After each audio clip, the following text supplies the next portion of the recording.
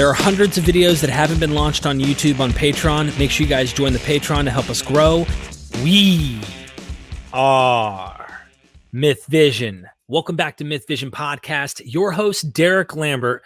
Guys, I told you on my journey within Christianity, I came to a finality, if you will, and recognized that there was the end. Eschatology, the study of the end of time, if you will, or the study of last things, was the place I landed at.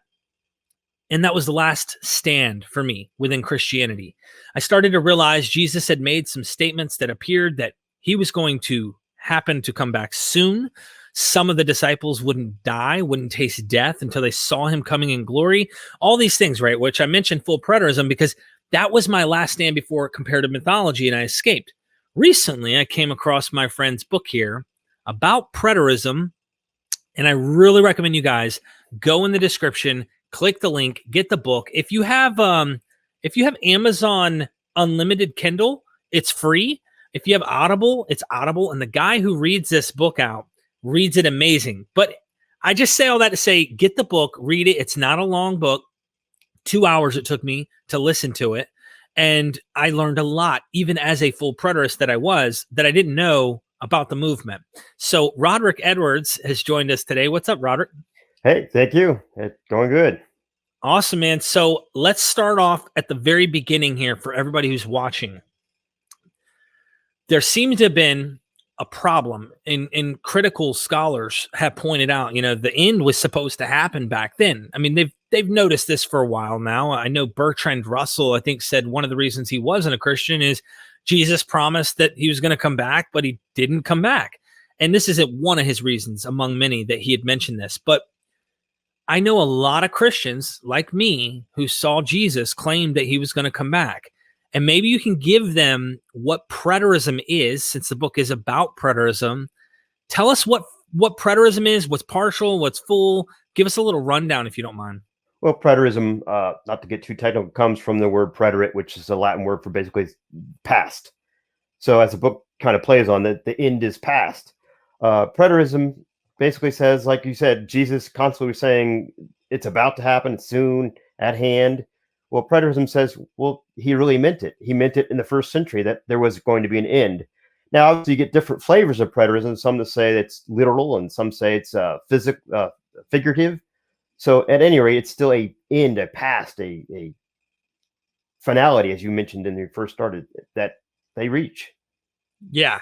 So for those of you who know Christians, like I did, like I used to believe too, Jesus is coming back soon. Yeah, the always. end is near. Oh yeah, he's coming back. Don't worry, it's about to happen. But man, if they knew a lot of the time statements, which you mentioned, that's the primary tool, like the very foundational tool that full preterists use are time statements to build their case. These Christians might reconsider on like any moment Jesus coming back when they actually look at the book and say, well, there might be some things here that are going on that I'm not aware of. However, you take a deep dive into the history and show that, well, the historic church didn't actually buy this idea. Preterism is kind of a more recent thing, and it's kind of a reformation, if you will, right now. And the conclusions that you draw, like some of the movements and what they were willing to do based on their interpretations of the end being in the past, is just a remarkable historical blunder, if you will. Right? They're definitely jumping through all kinds of hoops to make it work, to make their whole scenario work. Usually you get Christians who will just simply say, 1,000 years is as a day with the Lord. So yeah, when we see that in the Bible where the end is near and at hand, they can just stretch as far as they want. We have the Benny Hinn's and the TBNs of the world who every day come on there and tell you that any minute it's going to happen. But they've been saying that for 30, 40, 50 years, as long as TBN's been on the air.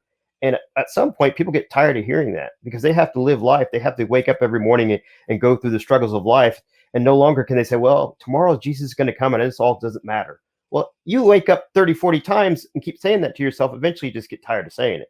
And then you have to realize that it doesn't look like it's going to happen. And then you got the Christians saying, the scoffers say the end, the end is not near, blah, blah, blah. So you get all these conflicting messages going on. Eventually, what some of these people do is just say, forget it all. And I think that's where we get to some with the preterists. The preterism really is the last plateau of Christian theology, if you want to think about that. We already dealt with who gets baptized and who doesn't get baptized and how do you get to heaven, blah, blah, blah. Well, now, how does it all wrap up? This is the end of all theology. I was told when I was a full preterist to stay away from you. Well, yeah. I'm not even kidding you. And I think I wrote you 1 or 2 times back then. And it was like brief, like barely, like it was in passing. And I never really listened to what you had to say because they're trying to tell me that you were going to try and like steer people off of the truth. You know how that goes. Like, right. And so I never really knew, but you were a full preterist for 15 years. Right. And even when I was a full preterist didn't like me. I'm not trying to say it as a badge of honor, but because I was like, okay, wait a minute. So us as full preterists, we say that the chief shepherd has a return, chief shepherd being Jesus. And we read in Peter that when the chief shepherd returns, the under shepherds, pastors, are going to be rewarded and given their crowns, and that'll be the end. But yet we had these preterist pastors that were running around all the time. Like, how do you fit into the story that you just laid out for me, that chief shepherd's already returned, and yet you're a preterist pastor? What's your reward? I mean, how's that work? It's not even in your narrative. So they didn't like me, but I was just asking honest questions. I wasn't trying to really bash them or anything. But yeah, so that's the reason why even the preterists didn't like anybody talking to me. Yeah. Well, if they go to those conclusions, they might not be a preterist. They might not attend my church. They might not give me money. They might not buy my books. Well, they might not, because according to preterism, they don't even need you anymore. When the Lord comes, no one needs to teach his brother anymore. So even preterists didn't like it. Wow. Yeah, there's a lot there, man. You give a historical significance to some of the players within preterism, but most our audience who's going to watch us aren't, because it isn't a very big movement, and my audience probably isn't familiar with this at all. Right. Guys, what full preterism is, in my opinion, and maybe you can give me your thoughts on this, Roderick. Full preterism is a salvation of the Savior theory. It's a theory, in my opinion, that is trying to save the words of Jesus. Mm-hmm. Yeah, Mm-hmm. because Jesus said he's going to return, or the end of the age is about to happen. The end of the world is about to take place. Some of his disciples standing there would not taste death. And then, of course, you have these strange things. This is not really in preterist vein, but they use this passage, but I don't think they really see what it's saying about John in John chapter 21, or the beloved disciple, and saying that, not saying that he wouldn't die, but what if it be his will? If it, and there's some interesting things, but they're trying to, I think, protect already people who are saying, hold on, man, you guys just said he wasn't going to die. And, and they're trying to fix the problem. So their preterists are trying to save face, the ones that believe. But see, go ahead and tell me your thoughts of preterism, what you think it is too. Well, one thing is, again, we're talking about your audience perhaps here, that, this is Christianity stuff. This is all that religion stuff. I don't even need to listen to this show. But you have to realize that Christianity in general has had such an impact on the way the world's developed, and nations, especially America, has developed. So right. Ignoring the fact that we have this and understanding why did, the Puritans behave the way they did? Why do we have the laws we have? Even blue laws, like you can't even buy alcohol in some places still because the blue law is still in effect. Things like that. It's good to understand where they all came from, even if you don't believe them. So it's good to understand, why do we have all these people? Even Ronald Reagan, he was very, very evangelical and believed that the end was about to happen and all this stuff. And his foreign policy was based on that. So it's important to know why this all happens. And now we get to the epitome of it, preterism. Is the end going to be right around the door? And if not, if the end's not going to be, what if preterism took over? What if preterism became the next president's philosophy of foreign policy? You touch on that. How would they treat Israel? Because Israel is supposedly the chosen people of God, and we can't ever do anything against Israel, the modern day Israel, even Israelis. But what if a preterist pastor or a preterist president became in power? So it's important to know this, and I think it's important for anybody to read this book, as you said, just to understand how that would all work. I think that there is a tendency, in my opinion, based on what I've heard from some preterists, and most preterists have this in the back of their head, that the modern day Jews aren't really authentic, because what they do is they cherish the New Testament's narrative to a point where there's neither Jew nor Gentile. In fact, we don't have any, like, anyone who claims to be a Jew, it almost seems anti-Semitic in some way. It is definitely, because if you agree that Judaism has really gone on and continues and outlast its whole diaspora and all that stuff, then it kind of messes up the whole preterist narrative. So they have to basically say these people aren't really Jews. They have no relation to Jews at all, matter of fact. So they can't have it existing, because even you get the dispensationalist on the other side, the futurist, for people who don't understand, that they'll say, the Jews going to rebuild the temple and all this stuff. Well, the preterists have to downplay that. To say, no, the temple's already been destroyed. There's never going to be a rebuilt temple. So you have these two competing ideas of how to treat the modern Israelis. It's interesting. You used terminology, and I forgot there's so much lingo in full preterism for meaning of terms. So what does futurism mean to our audience who's not familiar with preterism or futurism? Well, futurism, I don't necessarily like the way preterists use it, but it basically just believes that, all these things we're talking about, Jesus coming in the future. So anybody who believes that, it's a futurist, according to preterist. Then it can just be, sometimes it's dispensational. So there's another term. Obviously, I want to get away from terminology. I know it bogs people down, but I mean, if we're talking about football and you start talking about instead of touchdowns, you talk about base runs, that makes no sense to people who know anything about football. So we definitely need to have some knowledge of some of the terminology. And the book lays it out, just one sentence description of the terminology. So have at that. So yeah, absolutely. I would say for those watching, like he said, the futurists believe something yet future. But if you take a deep dive into that, a lot of preterists are now calling other preterists futurists, because this is so funny how splinter sects veer off.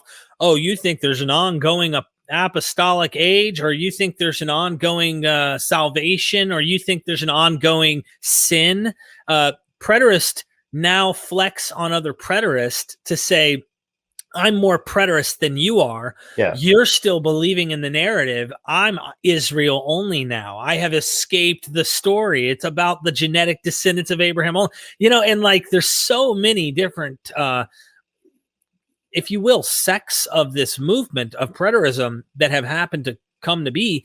I think a book could be written in depth, breaking these things down. And this is just the start. So anyone who really wants to look at this, you're encouraging them to maybe take a deep dive and write their own book. Yeah. And really, if we just separate ourselves from a moment, forget that it's religion, it's ideologies.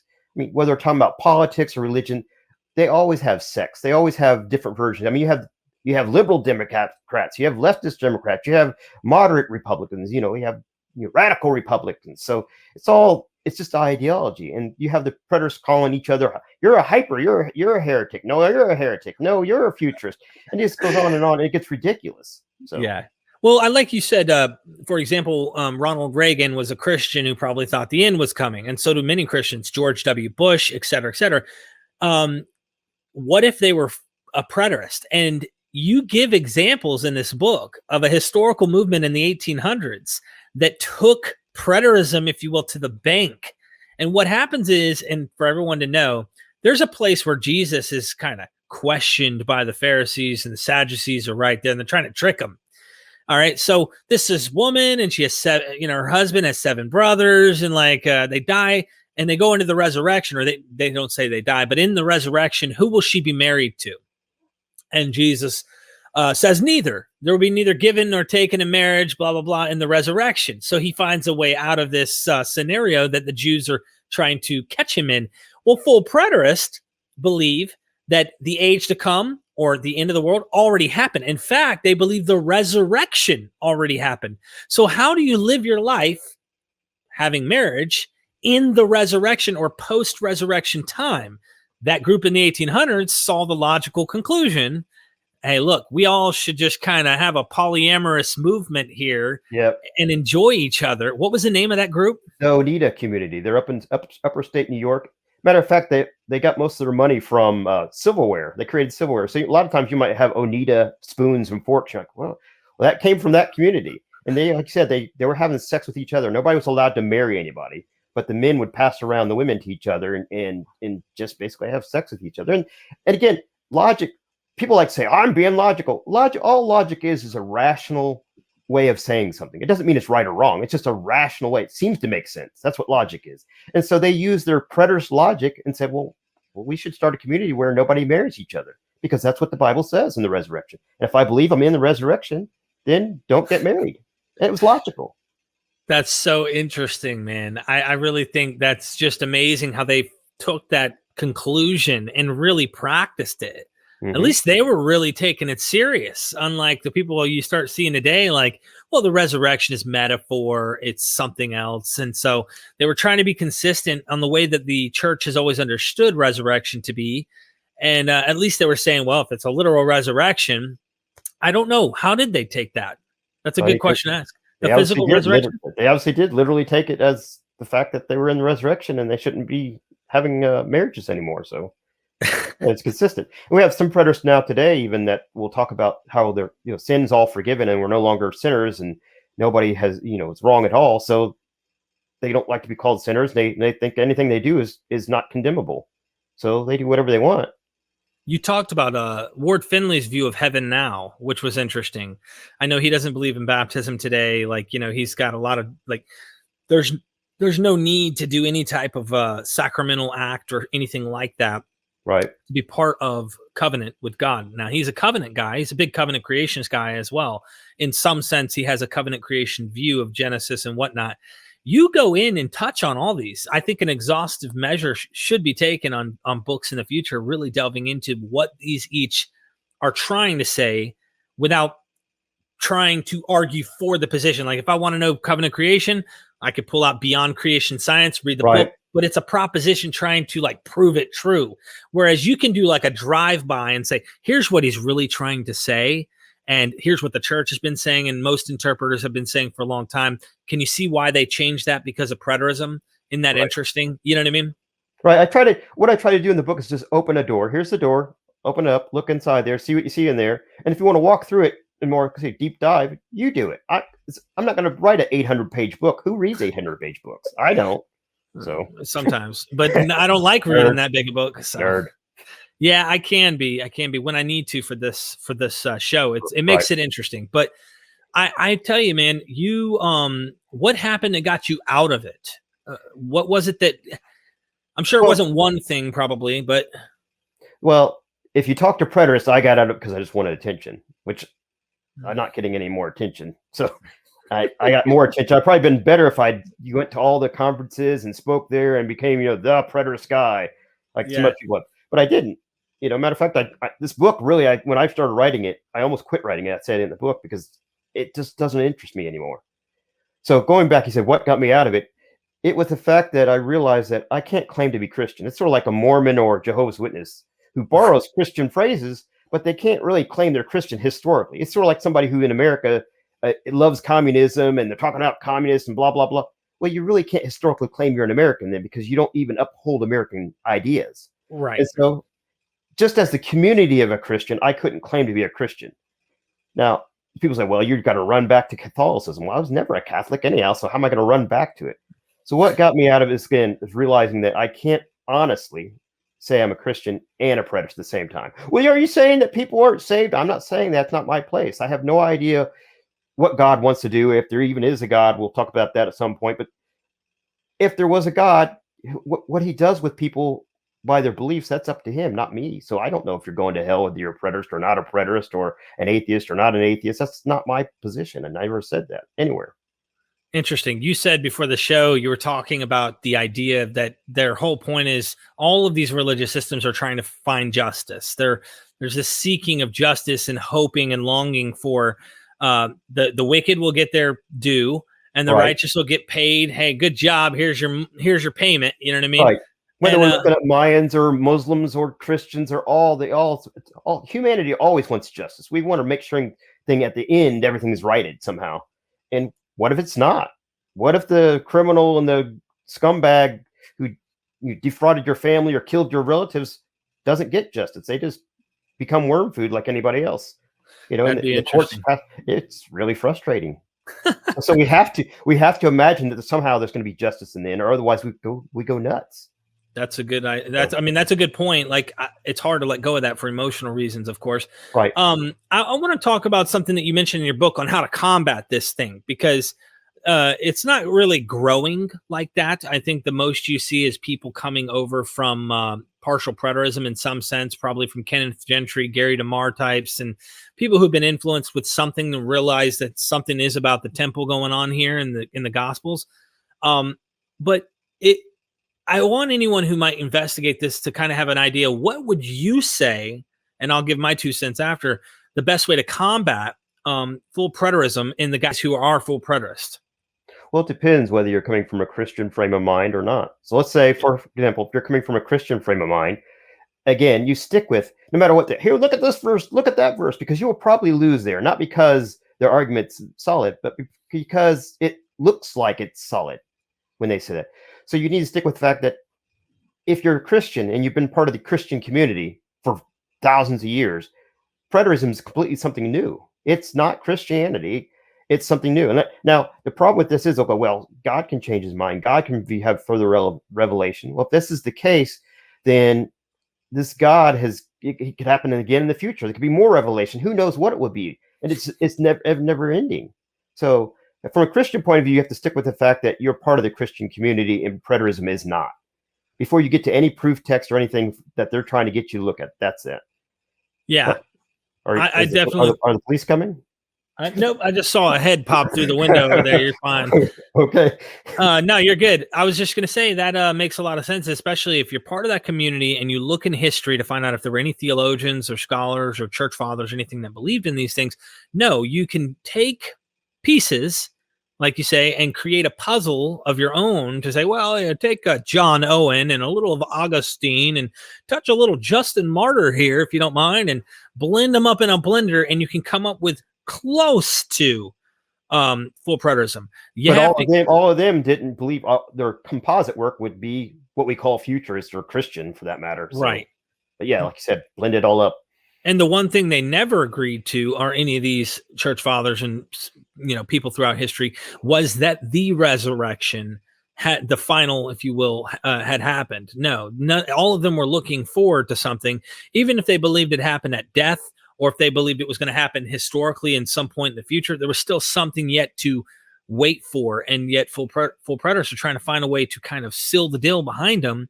And they're stuck between a version of Christianity, whether it be Church of Christ, most likely, because that was predominantly where this thing really thrived, between Christianity and full preterism, and knowing how to shut the door. They get stuck in both worlds. They don't really know how it fits. And that's why I think the babies that were born out of this, so to speak, are the Rivers of Eden, Donald Hockner, Corey Schultz type initially, trying to go, if the end happened then, wouldn't that change who the end was for? Because if it's not meant for anyone post 70 AD, what would be the intention of making the end happen then? And I understand where they're coming from and why. But I would say, this is just me, the best method for coming at and combating full preterism, coming from the critical scholar's point of view, would be dissecting these books, realizing they're different authors, potentially with different intentions and even different theological points. Like, most Christians will rationalize James, the book of James, and Paul. They try to make Paul and James on the same page.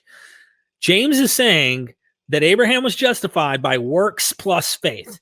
Paul is saying it is by grace through faith, not of works. They want it to say the same thing or somehow make that work. And I recognize there's a problem. Like, they don't agree. So did Martin Luther. He wanted to get rid of James altogether. Exactly, because he saw the problem there, even with the book of Revelation and stuff. So I just say that to say, like, when you look at these time statements and you see the synoptic gospels do point to a temple's destruction and talk about these things that are coming, I don't look at Paul and say, Paul's imminent belief of the end requires he meant exactly what the synoptic gospel is saying in the gospels, especially when you look at dating. Paul comes before the gospels, according to the consensus of scholarship, the 7 authentic Pauline letters. So if Paul comes before it and the gospels come after, maybe driving home some of Paul's points, but they kind of want to point the finger at something here. I don't think Paul thought temple in his thinking. Just like I don't run to the Dead Sea Scrolls and say in the Dead Sea Scrolls, oh, that they thought the end was coming, and some of these are carbon dated to 1st, 2nd century BC. So you're going to tell me 100 or 200 years before 70 AD, they were thinking 70 AD? They're Jews. They thought the end was coming soon. They talk about the armies of light and darkness and battle and Armageddon. They talk about all of that, except their enemy was Rome, by the way, for anyone who doesn't know. So now you're like, okay, did they think full preterism? Were they anticipating the same exact end as the gospel authors? no one should draw those conclusions. So I think critically looking at this stuff without the inherent infallibility glasses of Christianity, you start to realize, okay, hold on. I can't just conclude because it talks about near in Paul, near in Matthew, near here, and then I could run to the Dead Sea Scrolls and it says near. Okay, well, they thought it was near 200 years ago. How do you know Paul means what the Gospels means, what Dead Sea Scroll means? And so you can run around and easily see that it's like a ventriloquist dummy. I can build a Frankenstein theory out of picking words out. The only thing they want to say is, well, we have a canon, but they rely on the Christian canon. Like Right. they trust the Christians to get that part right, but couldn't get anything else right. So Yeah. That's so what it does is undermine the sovereignty. If they believe, if somebody believes God's sovereign and complete control, which most Christians would say, yes, he is. right. Well, somehow God didn't see this conundrum coming. He couldn't relate to Christianity in such a simple way that in the year 2021, that now we're having a whole brand new concept of how the end's going to work. Well, yeah, Martin Luther also understood a different way of salvation. Martin Luther didn't understand a different way of salvation. He often referred to the ancient church and stuff. But preterists often say that we can completely upend everything about Christianity and start over. Well, then it's not Christianity. It's something else. That's a good point. No, and you're right. Martin Luther does talk about it. John Knox talks about, they refer to the church as a tree. Yeah, it's got rotten branches, or it might be rotten even down to the stump, but there's still they wanted to reform an existing church, not create a whole new one. And I'm with you. So they should completely neglect that approach. I don't think that approach works. They should call it something completely new, in my opinion, but that's just my opinion. Well, just like I said, Jehovah's Witnesses or Mormons, you have to keep that tinge of Christianity. Otherwise, it's easy to dismiss. It's something different, but they have to keep it there. You were reading out of chapter 10 in your book earlier. And for my skeptic friends who are watching this show, can you read that again? That you had that was a really well done statement, I think. Let's see if I can find that here real quick. But yeah, basically, so they get to the end of the book. That's close to the end of the chapter. And I say, what if the carefully crafted prophetic stories, not only in Christianity, but in any religion, are merely the longing of the lonely primate creatures with an innate need to be more than a part of the ecosystem called planet Earth? What if humans aren't a creation of some supreme being or beings, but rather are some fluke or even seeded creature from some other planet long ago? Now, again, I'm just questioning. I'm not saying, see, Rod doesn't believe in God. He's an atheist. I'm not even saying that, but we have to consider it. If you're going to be critical thinking, you have to consider the fact that, like I said earlier, there is no justice. It's just, all the crap that happens now is never having meted out with any kind of justice. And so what if, again, we're just primates? Who knows how we got here, but what if that's all we are? And so we finagle over these words and whether God's coming or Jesus coming. So you talked about what approach do we take to combat preterism? We already talked about the Christian approach. Mm-hmm. How about the non-Christian approach? How do we approach that? We could just say, all the Bible's wrong. That's not good enough. You have to go into more details to why it's gotten to this point of Christianity, which I think is inevitable. Preterism was inevitable the way the Bible's written. It was going to happen at some point in time. So that's actually a well said thing there, Roderick. I really do appreciate that, because for anyone who might be watching this that is a Christian or that is within preterism, try to understand where we're coming from on this. Okay. We're not knocking you. Okay. I understand why people believe and what they want to believe. That's fine. That's up to them. However, you got to kind of picture someone who's going to poke at this book to really test it. If he says he's going to do something, I know why you say he did, because of faith. You believe that, well, it had to happen. For me, I'm going to say, hold on. Did this happen? We have great examples of other people who've predicted things and they didn't come to pass. And I've even had scholars come on this show, Roderick, for example, that like Ezekiel makes a claim. I can't remember what chapter, but Dr. Joshua Bowen, he's a linguist expert. He knows Akkadian and Sumerian and Hebrew. He's like a really, really smart guy who knows these things. And he was once Christian, but he ended up leaving after researching for quite some time and was able to escape that. But he points out that Ezekiel predicts something and it doesn't happen. In fact, a few chapters later in the same book, he's somewhat correcting, if I'm not mistaken, he's correcting, look, it was a failed prediction, that kind of thing. Like he's literally admitting to making this mistake. And this is in Ezekiel. Jeremiah with his 70 years, Daniel with his 70 weeks of years. And what happened is the can kept getting kicked down the road, so that the author was saving his own face, but he was creating a problem for the later generations. Right. So it's like, oh, well, you know, it's going to be happening in 490 years, God just told me. And everyone's like, oh, dude, you're cool. And then 490 years pass, according to the narrative. Here you are. And the next guy's got to deal with this problem, or else God's not keeping his word. And so they got to make sure that it happens. And full preterists try to do that. Exactly. So any church or Christian denomination who says, oh, preterism's bunk and just stay away from it, it will come for you at some point. You will have to deal with it. You as a pastor, you as a layman, anybody, you're going to have to deal with it at some point. Maybe not in your lifetime, but I'm saying you being the expanded you, that your denomination, you know, at some point is going to have to deal with the fact that it's now 2,000 years after the fact almost that Jesus said he's coming soon. So you have to explain all that to them. And I know, again, we said at the opening of the show, people do that with, you know, years, 1,000 days and blah, blah, blah. And don't, slack is coming and blah. Okay, that only works so far for a lot of people. Well, you can't doubt Jesus. Okay, well, there's all kinds of things in the Bible that we doubt. Like, far as I know, we don't have women with their menstruation and stuff. We try to figure out whether the virgins, by what, if their leg rots or stuff like. At what point do we take some parts and some parts we don't take? So it's important that we understand all this. And again, from the atheist point of view, it's all bunk, and I'm not even going to listen to any of it. I'm not going to read about any of it. I'm not going to understand it. You need to, because that's our culture's built on that. Whether it's bunk or not, it's still what our culture's built on. So it's good to know that how it came about. It is. I think that's a great way to look at it. And a lot of my friends that are atheists that watch this will want to read the book, because they'll get a nice they'll get a good example of what it looks like for Christianity to really try a version of Christianity.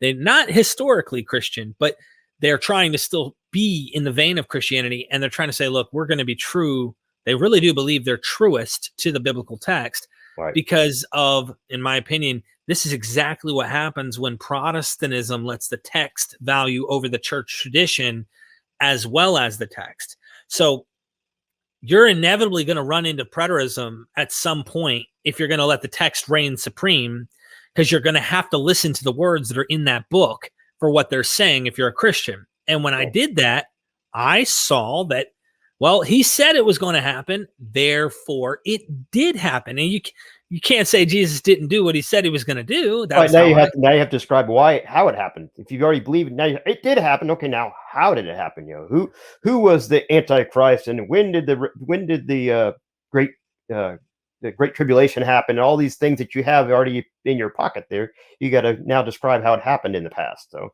and that's it's interesting. What preterism does. You actually talk about Ed Stevens and Don K. Preston and other people that are, I like to call them scholars. I mean, in their own right. In their field. Yep.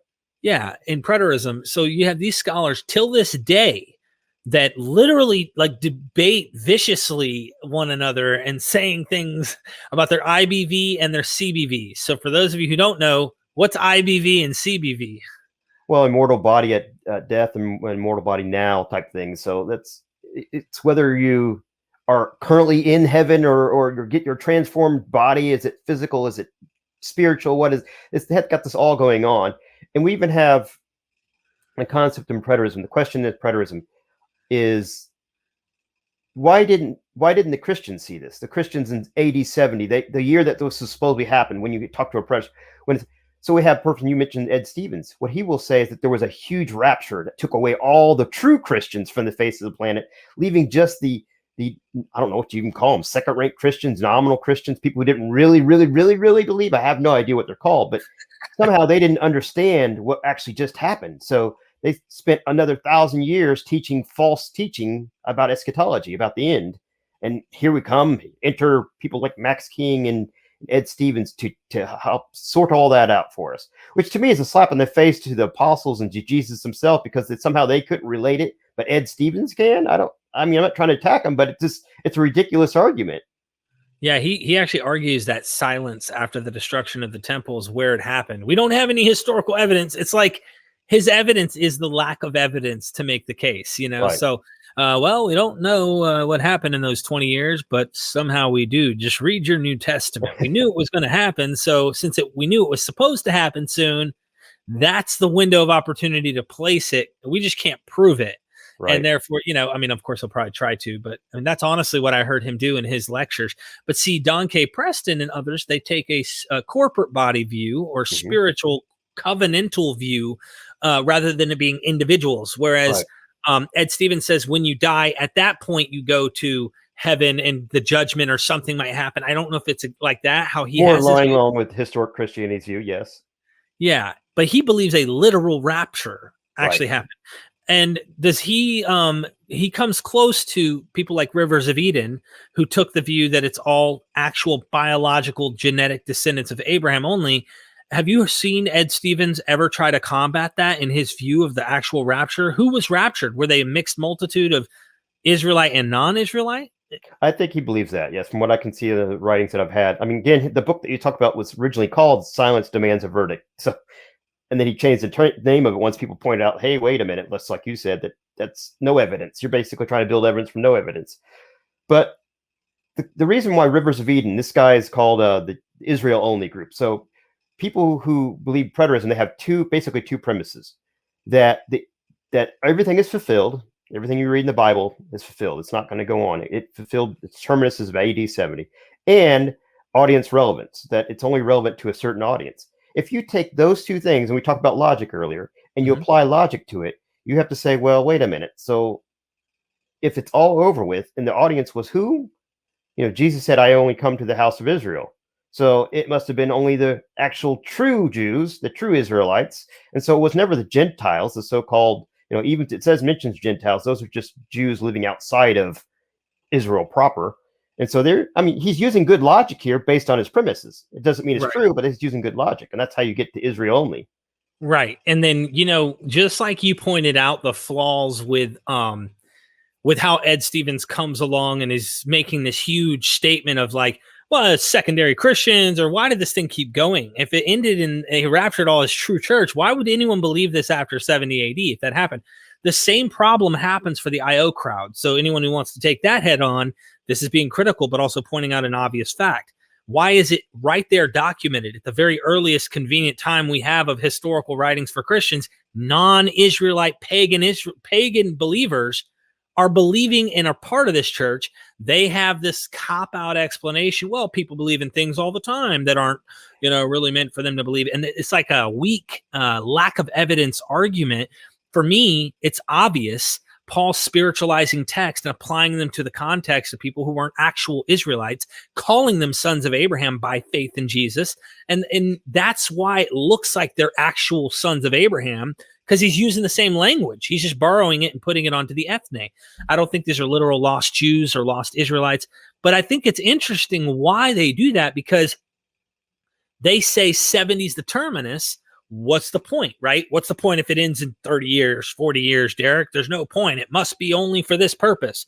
I understand that argument, but that's assuming Paul means the same things as the synoptic gospels. And that's also assuming that all of the synoptic gospels, including the Gospel of John, mean the same thing, and they don't. That's my argument. When you start getting critical, you start realizing John, the latest gospel in the game, is changing the game. He sees the failure. He sees the blunder. Now everything must be spiritual. Now we got to stop being so real about literally something happening here, guys. The kingdom is in you. You are the kingdom. Or he starts to change stuff to be in resurrection, being spiritual, rather than it being potentially a literal resurrection that's supposed to happen of the saints and stuff. There's changing of meaning, in my opinion. Also, when you look at the end of John, like I mentioned earlier, there was a rumor going around that John would never die. Well, no, he didn't say that he would die, guys. Why is he arguing that?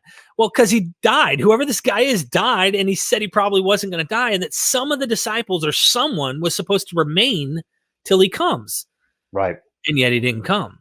So now we have to, well, he wasn't saying he wasn't going to die. They're trying to fix a problem here. And full preterists are trying to fix a problem too, but to save face of the biblical canon and this I guess the words of Christ, if you will. And we're looking at it going, nice try. Well, yeah, and we talked about the Israel only. So if we're talking about preterism only, Israel only, at least in my opinion, is a consistent conclusion of preterism, or at least consistent next step. We'll put it that way. Right. But it still has problems, as you mentioned, because now anybody who's beyond AD 70, like people now who are claiming to be Christian or even some kind of morality, I call them functional atheists because you cannot technically claim to be anything having to do with that story. You're outside that story. Why do you obey anything that has to do with Christianity? Why do you even interact with anything with Christianity? It's like a dead religion you found from a long. It's like Zoroastrianism, it's to some degree. Anybody who's trying to advocate Zoroastrianism now is basically, you know, that religion's gone. It's really got no advocates anymore. So if Christianity really is just for the AD 70 group, and you're still saying you're a Christian and reading the Bible and trying to function as a Christian, you're inconsistent. It makes no sense. It's a bygone idea. I think that the IO premise is starting at the end.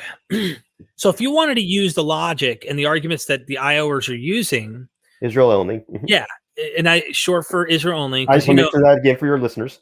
I'm glad you corrected this too, so people can understand. They should go back. They should go back to Daniel. In fact, they should go back to Jeremiah. They should go back and see how, according to their logic, well, Jews after Daniel's time shouldn't be practicing Judaism. And Jews after Jeremiah's prediction of the 70 years should really stop believing in Yahweh because he claimed things were going to happen. They kept changing the narrative. They kept changing it to keep pushing it forward because, well, it didn't happen. So now when you have a blunder after a blunder after a blunder, why use Christianity as the tool when you can go back into the Old Testament Hebrew Bible and find the same problem? So what I always think is an easy explanation is these religions evolve. They don't just stay like, they're not fundamentalist like the IOers want to claim the whole text is. There's an evolution taking place in the actual books. And if you have the eyes to see that close up and be critical, you'll realize, okay, this didn't happen. No wonder that's an admission that there's no supreme being in control of these books to some degree. Right. So it's very human. You can't do that. Can't do it to a Christian, but to anyone who's an IOer who's not a believer, which a lot of them are practicing atheist and claim to not necessarily believe the God of the Bible. They might be deist or theist in some sense, but they don't believe. Like the modern AIO guys, the ancient Israel only guys, they'd have to change that name a little. I guess there's been dispute between the IOers and the AIOers about that. I don't know. But I've been engaging with those guys in the past, and you kind of run into the same problem. They act like this is a fairy tale. Their conclusion now, because of MythVision podcast and me being involved in engaging with them, they've come to this conclusion, Roderick. I don't know if you've been in the circle yet and seen any of this. This is really important. They drew the conclusion that all of Paul's letters, all of the pastoral epistles, the book of Revelation, the Gospels, everything in the New Testament is a literal fictional story, singular, not stories. These books, technically, all 27 of them, they could almost argue were written by one guy or a group of people that are sequentially borrowing and literally copying this one thing, if you will, this one story. They act like it's one story. Paul and the Gospels and the pastorals and in Revelation, they've taken this approach of complete fiction because I've called them out on the idea that there are lost, scattered, distinguishable, ethnically distinct Israelites in a diaspora separate from Jews. So like Timothy Matthews, he's the older version somewhat of the IO with the Rivers of Eden kind of crowd. He believes these are Jews. The IO crowd that I'm talking about that I've been engaging, they believe they're northern Israelites that were scattered and somehow remained for 800 years. And they eventually stopped borrowing the literal. Well, yeah, there was literal actual northern Israelites scattered as a diaspora separate from the Jews because the two houses are separate. There's not Jew and then Israel as one diaspora. They're two separate diasporas. They have a historical blunder. They can't explain. There is no evidence for anything other than diaspora Jews. Right. In your book, you say this. You say Jew, non-Jew. Right there, IO would have a bone to pick with you. Now, hold on.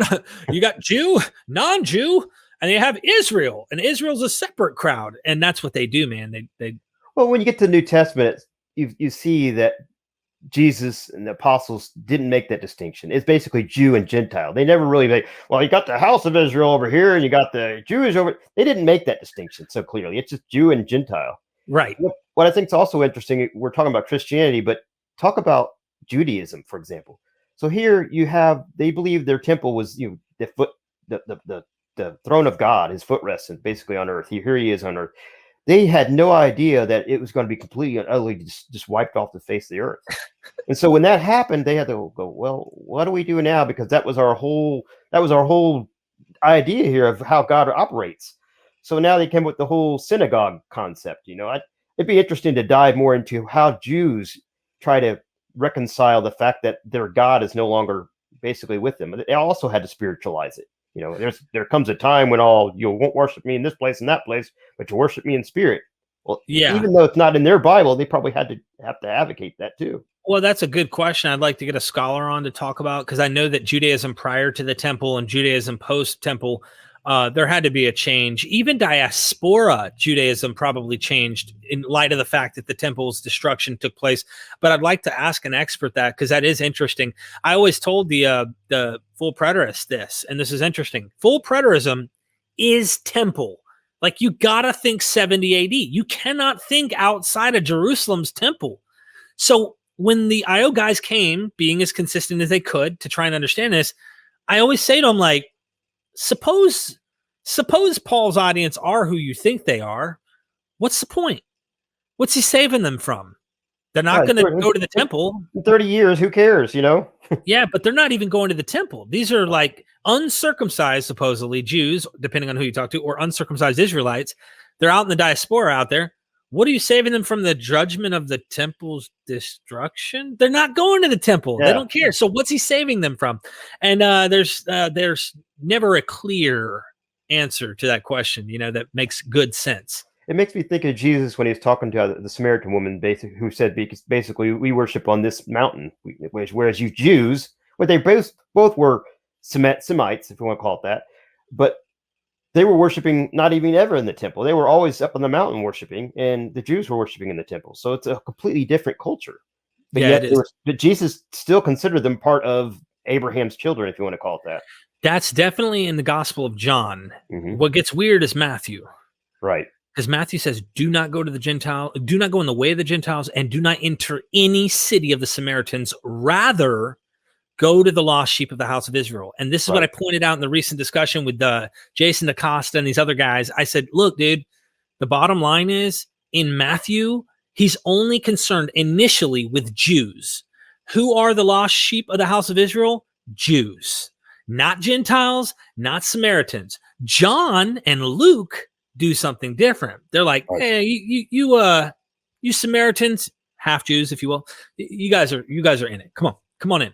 Right. Then you have Paul and Peter arguing over who's acceptable into the house of the Lord, in the community of saints. So, and that's an Acts. And then Acts, I think that's fictional, of course. I think the Gospels are very fictional.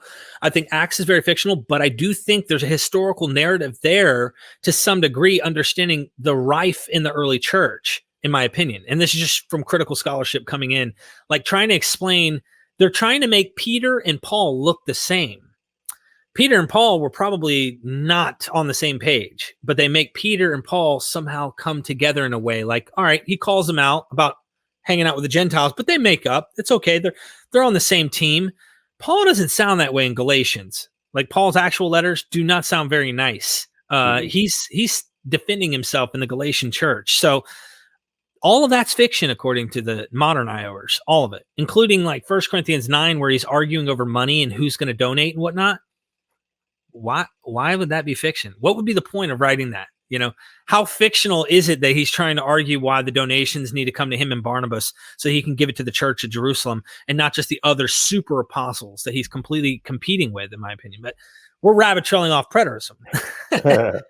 So I really want to see more of this written. Are you planning on writing more on preterism at some point? Well, again, in the book, I say that I almost didn't write it because it just, at this point, it's becoming disinteresting to me because it's all convoluted. Like you say, I mean, anybody's listening to this like, oh, I don't want to get involved in any of that, maybe. Right. However, it's important. So I may write another one after preterism. What would happen?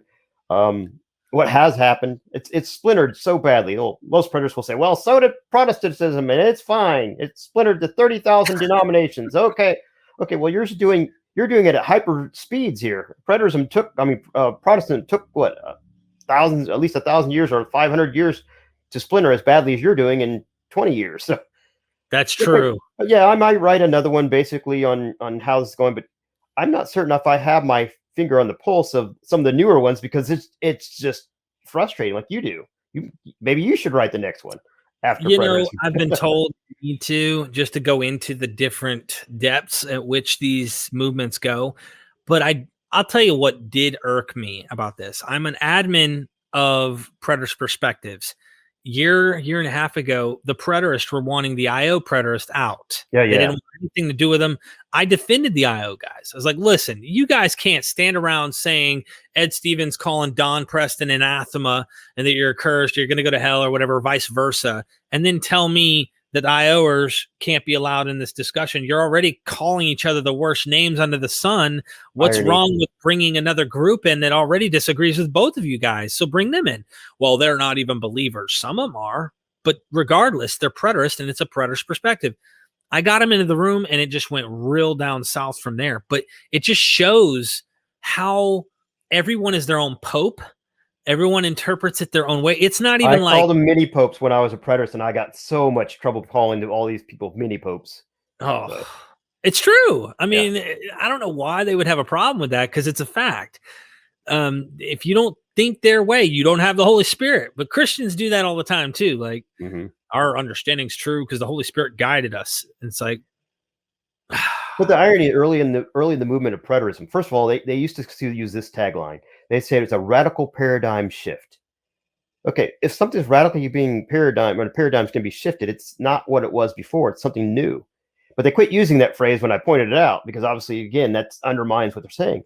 But you can't sit there and say, well, Christians want to not listen to us, and they're condemning us to hell. And then when you get another group of preterists who don't think exactly the way you do the same thing to them. It's inconsistent, because you can only go so far with preterists, and they all individually get to decide how far you can go.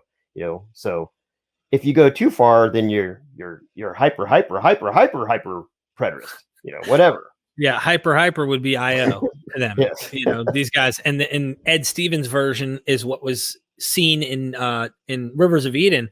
I've talked to him before a couple times on the phone. He's not a bad guy. A lot of these guys are really cool people, but they just drew these strange conclusions, and they die on those hills now, and they don't keep going.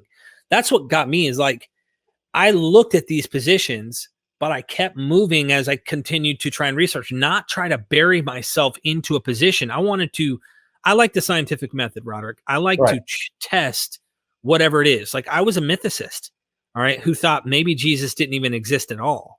As I tested this theory, I became more agnostic on that question, because it's not unreasonable to think there was a historical Jesus who actually existed, that this whole thing is being written about. However, there are scholars like Dr. Robert M. Price, Dr. Richard Carrier, and others that I entertain and talk to, who have really good reasons to doubt the historicity. At the very least, you could talk to the people who believe in a historical Jesus and find out from them how much is fictional about Jesus. So you start going, well, dang, you can't trust that. You can't trust that. After a while, you start wondering, is this a real God? You realize that admission, though, how amazing that is? That would make Christianity probably one of the biggest conspiracies in history. And we sit here and we go, oh, you're a conspiracy nut. But yet, if all of Christianity is just a giant conspiracy, basically many of our cultures, our whole entire foundation's built on this conspiracy. Right. It's amazing. And yet we get worried when we have smaller conspiracies in politics like that. But yet we've had a 2,000 year longer conspiracy that we built everything on. If that's true. That's a great point. Because if Richard Carey and them are right, that it started out that Jesus was really a celestial angelic figure, like the angel of the Lord, and they believed in the angel of the Lord, and then later on authors really, historicize, if you will, or euhemerize the angel of the Lord to making it a man on earth. The Christian church is built off of this as a conspiracy from like really early on, like in the 2nd century. We have them like dying on the hill. No, he existed. And you had groups that were strangely believing in weird things about him, like the Gnostics and stuff, the Doecetists and others that are like, well, he was Bringing like the dead kid alive and everything like that. Yeah. well, yeah, those are the infancy gospels and stuff. But like the idea that Jesus was like a phantom and he could change his form, like complete solid or be complete ghost. Your arm could go right through him at certain times, or he'd be like still if you touched him. When he appeared on the road to Emmaus stuff with the apostles, that thing. Yeah, exactly. So it's just so much interesting stuff, man, to think about. What would you like to say to anyone who's going to consider looking into this book and reading it? What would you like to tell them? Well, to the preterist who's going to read this book or not read this book or look at this, it's all. First of all, it's not a debate book. It's not a refutation book. I don't have a silver bullet that I'm saying. It's basically a matter of fact. Here's the history of preterism. Here's the people who were involved. Actually, when I wrote all the book and I put actual people's names in there, I was thinking, is that a good idea? I tried to do it in a way where it was just basically direct and forward. No, I don't intend any slander or anything like that. I just want to talk about the true positions. So anyhow, if you're a preterist, it's a book that you should read because it helps you understand how you got here.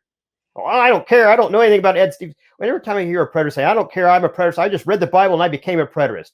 Okay, well, that's like somebody who becomes a communist and doesn't know anything about communism, how it originated. You still should read about it, right?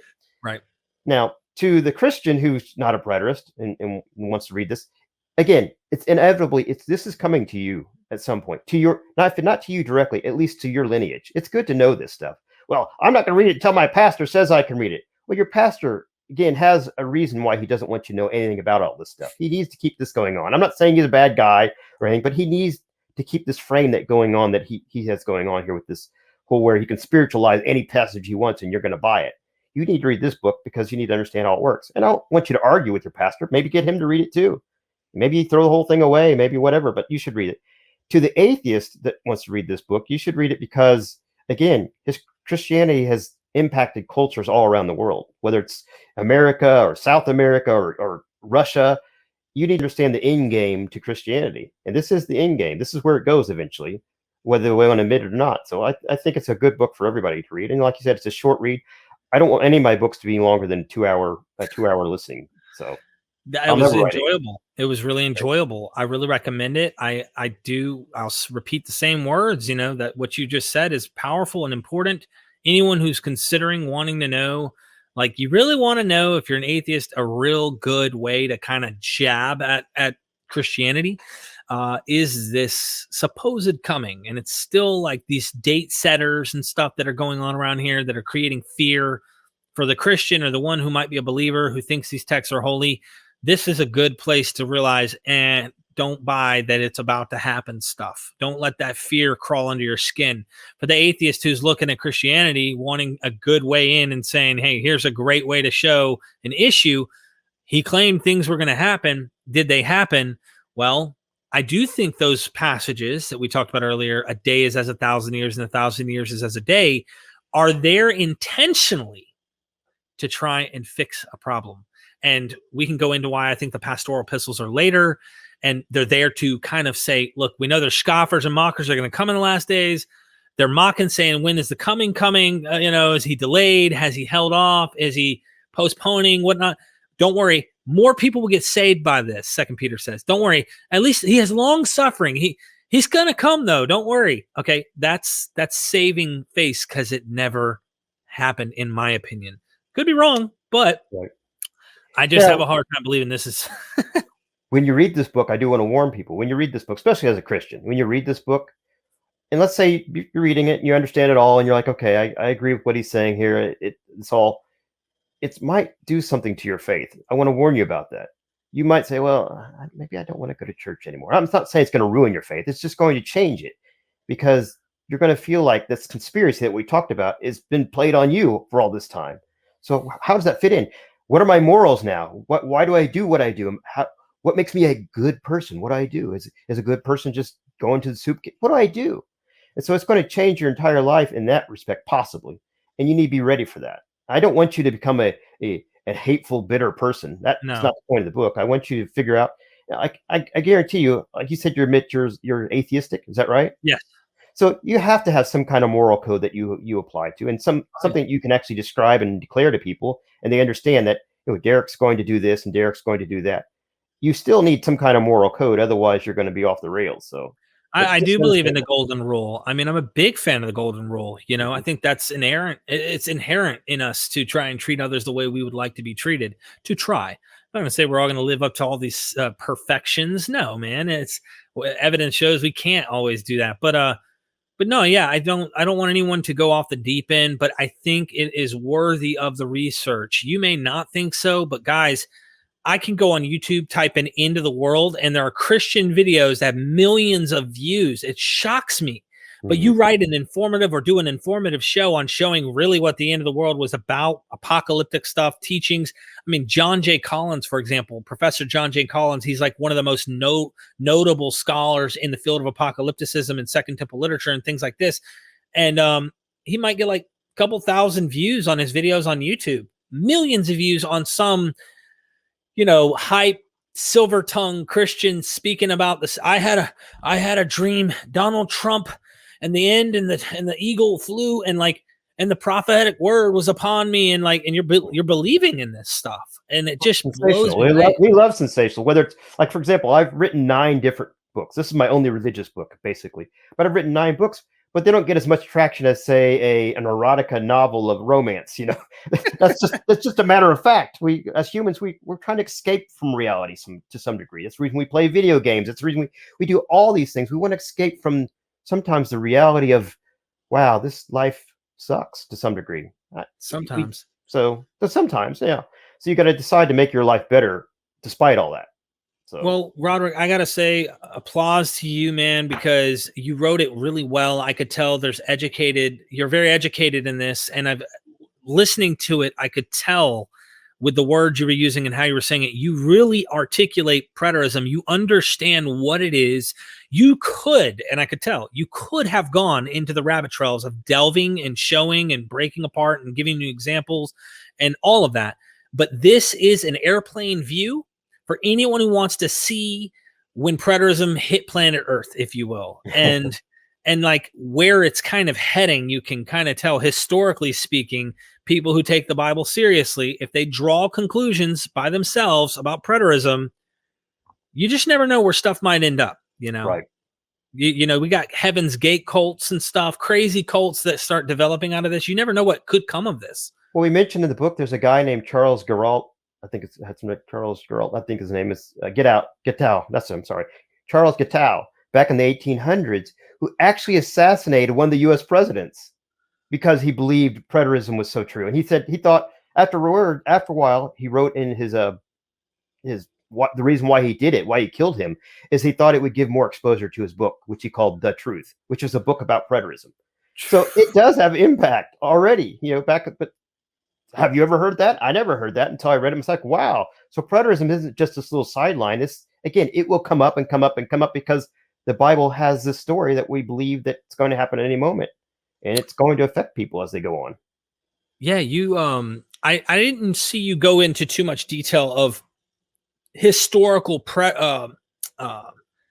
historical theologians, if you will, where it might have started. But I think you mentioned Todd Dennis, I think it was, or one of the guys who actually goes and tries to find historically, like where preterist universalism starts to come on the scene, like guys who were like, you know what, the fulfillment seems like it was happening. And this is like early 1800s. 1800s, I'd say, is a basic starting point of most what we call modern preterism. Definitely with James Stuart Russell, who wrote the Heresia or Parousia book. He outlines it most. But before that, all you could do is, like you said, piece it together from here and there. But here's a quote by Constantine or whatever, blah, blah, blah. Back in 360 AD. Okay, but that's not really, it's just one quote. Yeah. So definitely, man. Thank you so much, guys. Get the book about preterism. Because, man, if at the very least, it'll take 2 hours of your time, you'll better understand what I'm talking about when I bring this up in any of my scholar, interviews, things that I talk about. I highly recommend you get it because you don't have to get too lost in the weeds, which you're probably not interested in, and I don't blame you. But this right here will give you a little bit of what happened to me prior to my leaving Christianity, why I ended up going this route and getting excommunicated from the Reformed Presbyterian PCA church. One of the reasons I stopped going to church, which caused me to get excommunicated, but also why I was, if you will, I was not punished, but the 5 counselors, if you will, at the church, the men that were in charge that wanted to put me on trial, so to speak, about preterism to pretty much convince me to get rid of this heresy. Why I ended up willing to stand up to that and literally not change my view, but willing to challenge them and being a full preterist and stop coming because of that judgment. So that pastor likes to still to this day act like your absence is the reason we excommunicated you. Sure. But do you understand also why I was absent? Get me sitting in front of 5 guys who know me, that I think that Jesus came back already, and you guys preach every Sunday he's coming. You got to understand why I didn't want to keep going to that church. Eventually, inevitably, I was going to be excommunicated. I don't know if you could just walk away from being a member of the PCA like that without being excommunicated. I don't know. So I into preterism, man. Check it out and give me your thoughts about it. So, and let me know what you think of his book. And if you read the book, watch it on Audible, listen to it or read it, leave him a review on Amazon and tell us what you think, critical or not. Any review at all, it helps him out. Make fun of my shirt if you want. That's fine too. Whatever works. You write that down. Thank you, man, so much. And let me know what you guys think of the show. Perfect. Love you guys, and don't forget, we are MythVision.